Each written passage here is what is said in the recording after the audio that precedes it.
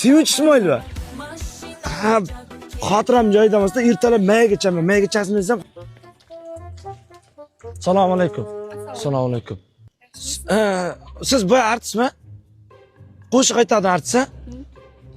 Yo, bugun niyat qildim siz bilan ko'rishaman deb borku, to'g'risi mana.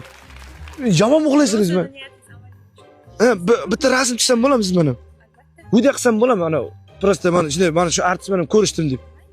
Hozir mana. Böyle tilpam ishlamayapti. Kim? Siz video qilaman. Yo, bloger emas, men qishloqdan keldim-da, ana artistlar ko'raman deb.